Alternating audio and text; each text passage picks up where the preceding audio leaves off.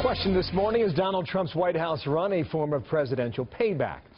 One advisor for Trump warning the mogul's enemies will rue the day that ever questioned his resolve. Every critic, every detractor will have to bow down to President Trump. It's everyone who's ever doubted Donald, whoever disagreed, whoever challenged him.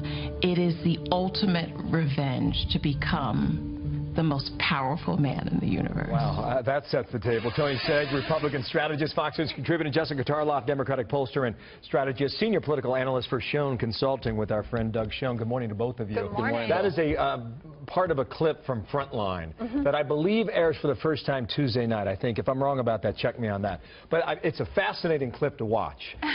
Just context now, this was 5 years ago, White House Correspondents Dinner. Trump had done a few interviews suggesting Barack Obama was not born here in the U.S. And at that dinner that night, the president took a pretty long time to linger over the whole Trump issue. Tony, you were there. I was. I was there. What do you remember? And I remember it actually started with Barack Obama being very funny about it. He opened with a clip from the movie Lion King saying, look, there's video evidence from the moment I was born.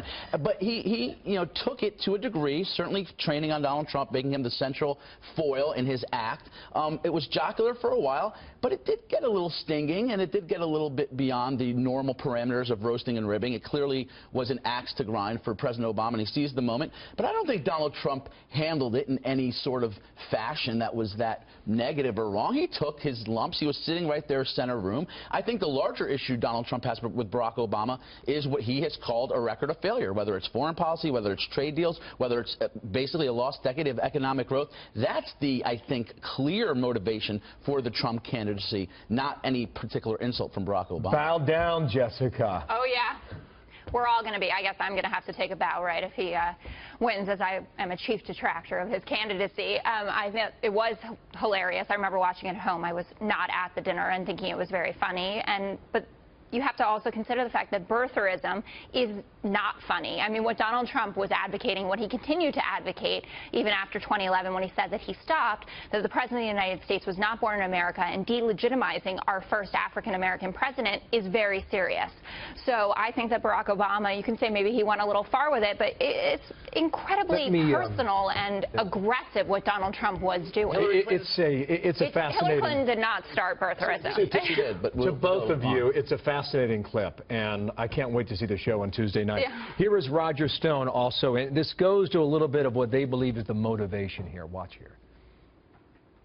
I think that is the night that he resolves to run for president. I think that he is kind of motivated by it. Maybe I'll just run. Maybe I'll show them all. That is something that comes clear from all of his advisors. They would know better than we know, clearly. But watching Trump's reaction, first of all, that room has 2,000 people in it. You can't just get up and walk out because you can't go anywhere. I thought Trump sat there and had not a smirk, but a smile on his face and kind of took it. But he smirked right before he lashes out. They make it clear that he was steaming on the inside. Well, look, that's obviously a question to ask Donald Trump, perhaps. I think when you ultimately see how this race has panned out, and certainly the motivation for Donald Trump to put himself into this situation, to run for president, a very tough task. Listen, this is a man who's not just been successful in one industry, real estate. He's been successful in construction and building, development, been successful in entertainment and media.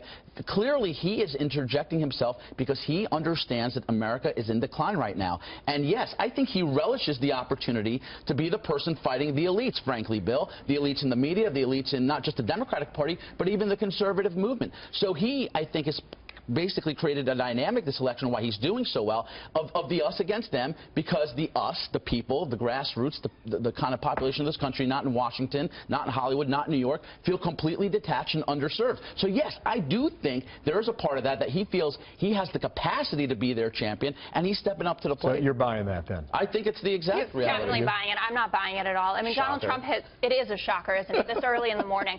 I mean, Donald Trump has proved himself to be one of the more thin-skinned individuals. When you look at how he attacked Khizr Khan, right? You have a Gold Star father standing up there.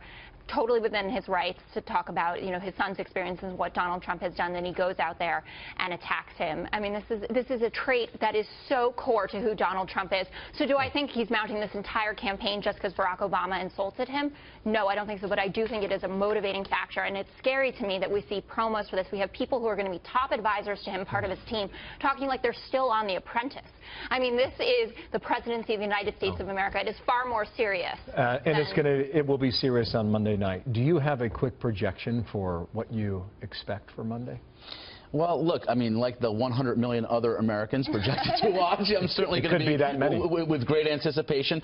I think you can never underestimate Donald Trump's ability to be able to adapt during the course of the debate. I think Hillary's a much more programmed debater. It's going to be interesting to watch that dynamic. Her strengths are his weaknesses. His strengths are her weaknesses. Jessica, it's going to be interesting. Yeah, I agree with that. I think so, too. You know, they are totally polar opposite candidates here.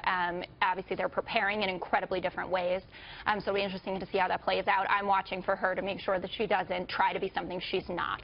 As someone who supports her, I do not want her to try to be the showman or a showwoman.